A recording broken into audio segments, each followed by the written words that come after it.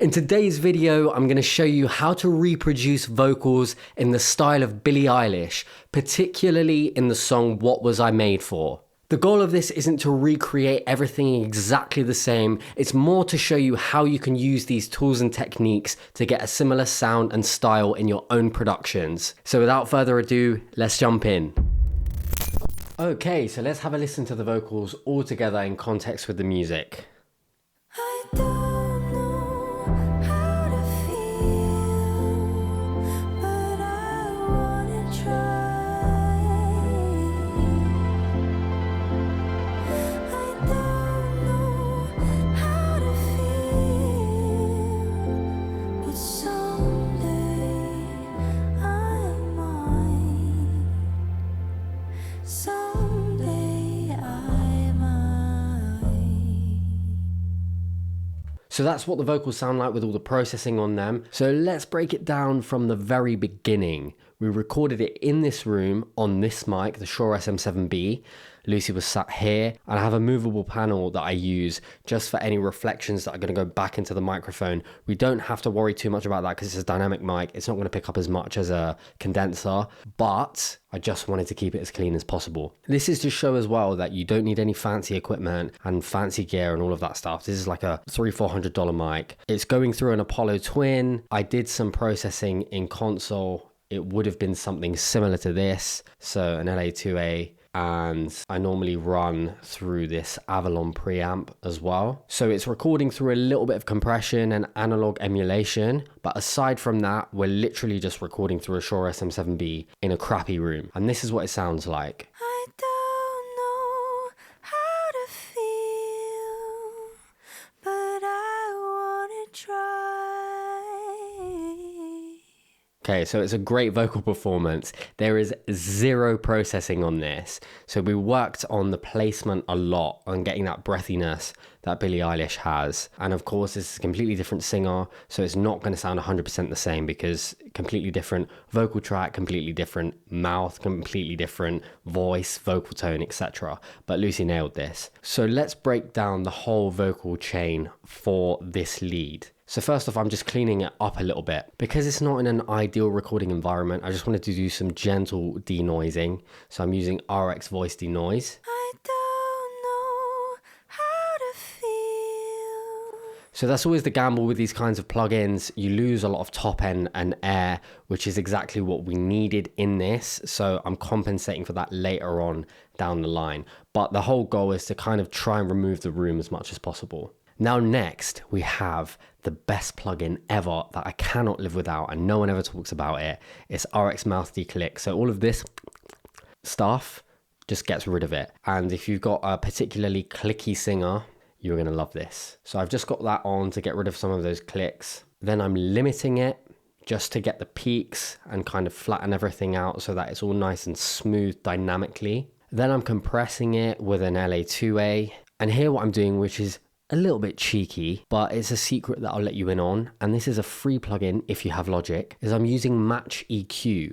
So what I did was I listened to Billie Eilish's vocal, and then I listened to Lucy's vocal, and I played that through this EQ, and then I just clicked match. And what it did was find the inconsistencies tonally between Lucy's vocal and Billie Eilish's, and just filled in the gaps. So as you can see, there's a lot more 800s in Billie's vocals, there's a lot more 200, and there's a little bit around 1.78K. So what it's doing is just getting a very similar vocal tone in terms of the EQ and frequency spectrum to the original vocal, which for this, that's what we wanted to do. We wanted to get it as close to Billie's vocals as possible. Next, we're using Fresh Air and just a touch. A lot of people abuse this plugin and it ends up sounding really trashy and bright and crispy and horrible. So we're just slightly cooking it nicely with a bit of air and mid-air. Then we're de-essing it because, you know, bringing that brightness up, we're going to get a little bit of sibilance. Then we got an EQ, we're getting rid of some of the mids, we're boosting a little bit of the mids, getting rid of some of the low mids and the lows, and then just a little bit of multi-band saturation around 300. That was just creeping up a little bit too much, so we just wanted to tame that. So before, I don't know how to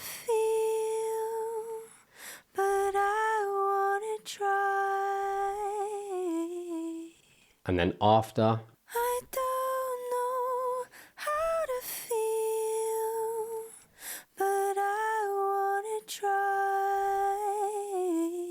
a lot brighter, a lot more consistent and in your face, which is exactly what we want to go for. We want it to be intimate and very close to the listener. So next, we've got the spatial processing on the lead vocal. So all I'm doing here is using delay. So I'm using a repeater. I've got the feedback so that there's quite a long decay, not too long, but enough to make it feel like a reverb. And then I'm just filtering out from 150 and below, and then from about 5k and above. This is a send, so it's 100% wet, and then it's just a ping pong, so it's going from left to right. So let me exaggerate it. I don't know how to feel. Vibey. So that's what we're doing for the leads. So the reason that I'm doing this, and you'll see later on, is that the spatial processing on the BVs is different. We've got more spatial processing on there to create depth and to create that lush, reverby, wet vibe that this song has. So let's move on to the backing vocals, people. What we've got going on is a dub left and right. So it's the exact same thing. We recorded the same thing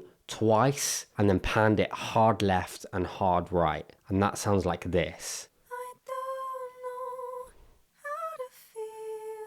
So we just tried to replicate the performance exactly the same. We weren't going for softer, we were going for the same thing to create that width. That's the thing that Billie Eilish is most famous for. It's the really upfront doubles that creates this like really wide, in your face, kind of eerie vibe. So all I have going on these BVs is voice denoise and mouth declick, just to clean them up. And then I'm just panning them. And then I've got them sent to a group, and it's my BV group, and then that's where I'm doing all the processing so that, you know, my CPU's saved. It's a lot cleaner and tighter in my mind. It just makes me work quicker. Now we have two low harmonies, so exact same principle as the dubs. We've just recorded the same thing, the same harmonies twice, left and right, and I've done them 50% and 50%, so they're not panned all the way out. And then the high harms are going to be taking up a lot of that wider space, and these sound like this. I don't know how to feel, but I wanna try.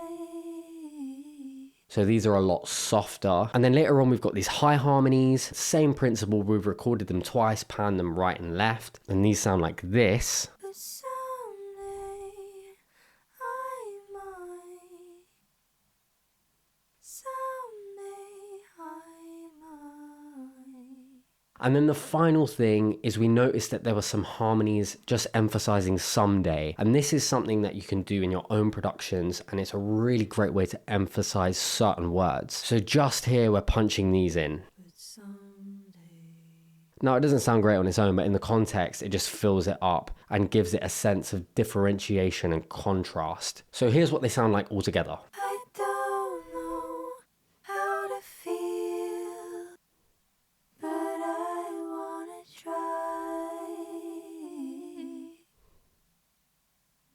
I don't know how to feel, but someday I might.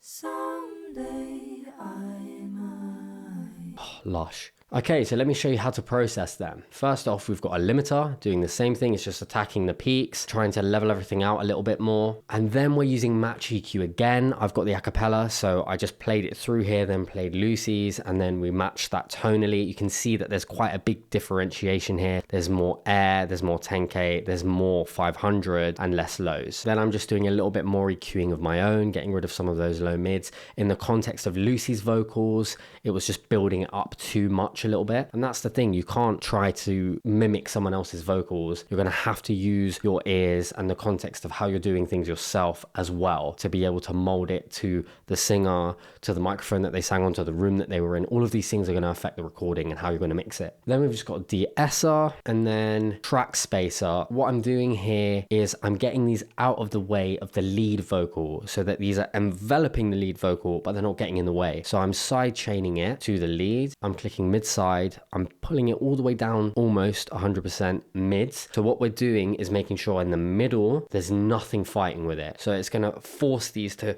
go like this around the vocal on the sides and get rid of everything tonally in the middle that's fighting with the lead vocal. So let's listen to that. I don't know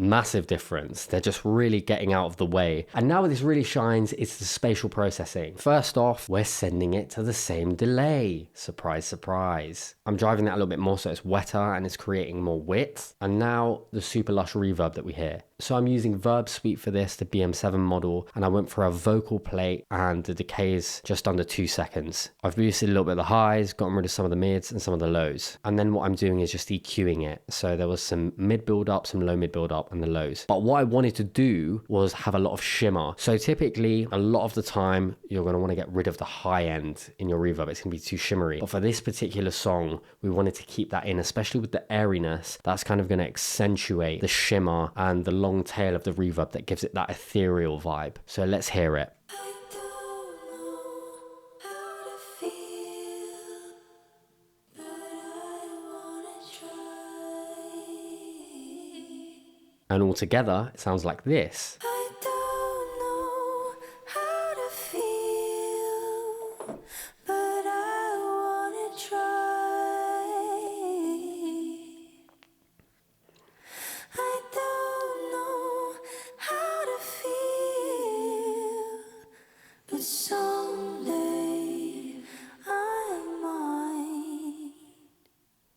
Someday I might. Okay, so that's pretty much it. Now, I just want to talk about a couple of things that I had to stop myself from doing, and that was a really great learning curve in terms of the intentionality and style when it came to approaching this. When I'm doing my own vocal stacks, they are so tight. I'm using Vocaline, I'm using a combination of chopping things up like so to align everything to the lead vocal. So that's this is what I would do. Like I would be making sure that everything is exactly dead on. And I'd be tuning everything, melodyning everything. This has zero pitch correction. There's no auto-tune, there's no melodyne, there's nothing on any of these. And what this does is it creates that imperfection, which is highly intentional. And what happens with slight pitch variation and timing variation when it's not touched and it's not tightened is it creates that big choral vibe. Like think of 100 people singing somewhere all together. Like not everyone's going to be dead in time or even be able to sing on pitch. It just creates this big lush choral thick feel, and that's kind of what Billie Eilish is known for. And it is that kind of imperfection, that relatability, and all of that is done intentionally. So no editing pretty much, aside from the mouth clicks, and I got rid of some of the breaths in between, especially with the doubles. Like you don't really need breaths, you're going to get the breaths from the lead vocal. That's it in terms of editing. What we did was we just paid a lot of attention to the delivery of it. We did a ton of takes, we comped a few little bits and pieces, and then we left it at that and let the performance and the imperfection shine. Thank you so much for watching. If you found this helpful, be sure to give it a thumbs up and also consider subscribing if you haven't already. And if you want to see how I produced the entire instrumental of What Was I Made For, you can click the video right here. Until next time, create courageously.